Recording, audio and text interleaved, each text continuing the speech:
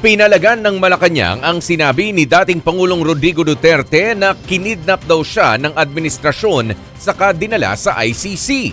Habang ang tingin naman ng isang kongresista, nagpapaawa na lamang daw si Duterte. Narito ang report ni Camille Samonte. Sa Lunes ang simula ng confirmation hearing ni dating Pangulong Rodrigo Duterte sa ICC. Dito tutukuyin kung may sapat na ebidensya para litisin siya sa kasong crimes against humanity kaugnay ng drug war. Pero hindi dadalo ang dating Pangulo sa hearing. Sa sulat ni Duterte sa ICC Pre-Trial Chamber 1, ipinauubayan na raw niya sa kanyang defense team ang pagkwestiyon sa mga ebidensya ng prosecution. Nanindigan siya na hindi niya kinikilala ang jurisdiksyon ng ICC. Iginiit ng dating Pangulo na kinidnap siya papunta sa The Hague noong Marso at pakanaraw ito ni Pangulong Bongbong Marcos. Ayaw na raw niyang dumalo sa pagdinig na makakalimutan din niya kalaunan.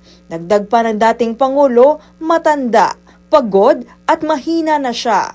Hiniling ni Duterte na irespeto ang kanyang kapayapaan sa selda. Tanggap na raw ng dating Pangulo ang kanyang kapalaran na posible siyang abutan ng kamatayan sa kulungan. Hindi pa inaanunsyo ng ICC kung pinagbigyan na ang kahilingan ni Duterte. Sagot naman ng Malacanang, hindi kidnapping ang nangyari kay Duterte. Ang pagpapadala po sa dating Pangulong Duterte sa ICC or sa The Hague ay ayon po sa batas.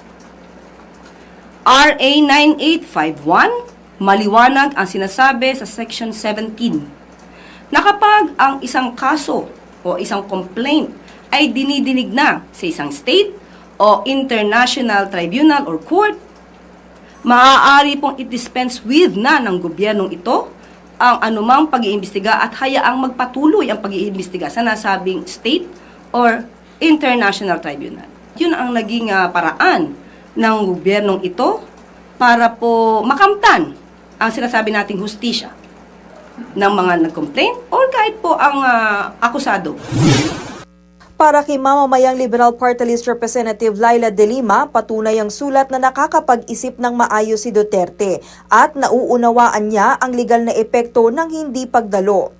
Unang sinabi ng kampo ni Duterte na hindi fit sa trial ang dating Pangulo na 80 years old na. Pero sa pagsusuli ng mga doktor sa ICC, na lamang kaya ng kalagayan ni Duterte ang trial. Ayon kay De Lima, propaganda at stratehiya lang ang sulat ni Duterte. Nagpapaawa lang daw ang dating Pangulo.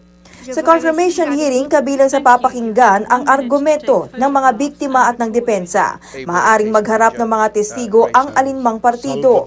Ang DOJ naman hihintayin ang resolusyon sa mga nakabingbing petisyon sa Korte Suprema na kumekwestiyon sa legalidad ng pag-aresto ng ICC kay Duterte.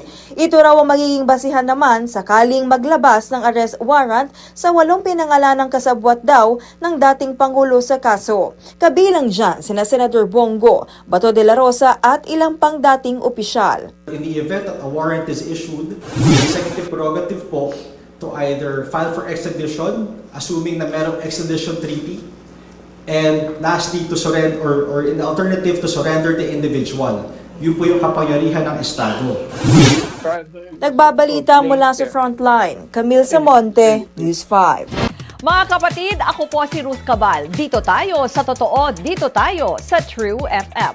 Mag-follow at mag-subscribe din po kayo sa aming social media accounts at True Network PH. Diyan po yan sa aming X na dating Twitter, sa FB, sa Instagram, sa YouTube, sa TikTok at sa mga podcast. At syempre, tutok din po kayo sa Signal True TV Channel 19.